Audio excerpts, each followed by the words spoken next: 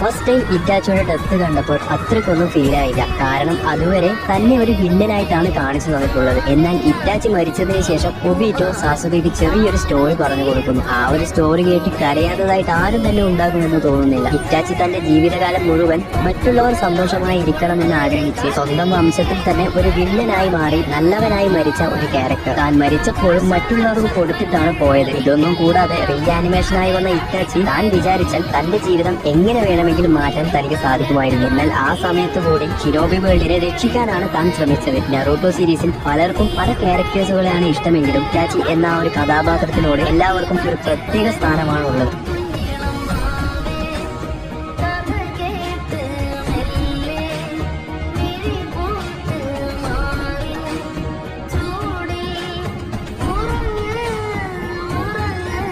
First time ഇറ്റാച്ചിയുടെ death കണ്ടപ്പോൾ അത്രക്കൊന്നും feel ആയില്ല. കാരണം അതുവരെ തന്നെ ഒരു വില്ലനായിട്ടാണ് കാണിച്ചു തന്നിട്ടുള്ളത്. എന്നാൽ ഇറ്റാച്ചി മരിച്ചതിന് ശേഷം ഒബീറ്റോ സാസുകയ്ക്ക് ചെറിയൊരു സ്റ്റോറി പറഞ്ഞു കൊടുക്കുന്നു. ആ ഒരു സ്റ്റോറി കേട്ട് കരയാത്തതായിട്ട് ആരും തന്നെ ഉണ്ടാകുമെന്ന് തോന്നുന്നില്ല. ഇറ്റാച്ചി തന്റെ ജീവിതകാലം മുഴുവൻ മറ്റുള്ളവർ സന്തോഷമായി ഇരിക്കണമെന്ന് ആഗ്രഹിച്ച് സ്വന്തം വംശത്തിൽ തന്നെ ഒരു വില്ലനായി മാറി നല്ലവനായി മരിച്ച ഒരു ക്യാരക്ടർ. താൻ മരിച്ചപ്പോഴും മറ്റുള്ളവർക്ക് കൊടുത്തിട്ടാണ് പോയത്. ഇതൊന്നും കൂടാതെ റീആനിമേഷനായി വന്ന ഇറ്റാച്ചി താൻ വിചാരിച്ചാൽ തന്റെ ജീവിതം എങ്ങനെ വേണമെങ്കിലും മാറ്റാൻ തനിക്ക് സാധിക്കുമായിരുന്നു. എന്നാൽ ആ സമയത്ത് കൂടി ഷിനോബി വേൾഡിനെ രക്ഷിക്കാനാണ് താൻ ശ്രമിച്ചത്. നറൂട്ടോ സീരീസിൽ പലർക്കും പല ക്യാരക്ടേഴ്സുകളെയാണ് ഇഷ്ടമെങ്കിലും ഇറ്റാച്ചി എന്ന ഒരു കഥാപാത്രത്തിനോട് എല്ലാവർക്കും ഒരു പ്രത്യേക സ്ഥാനമാണുള്ളത്.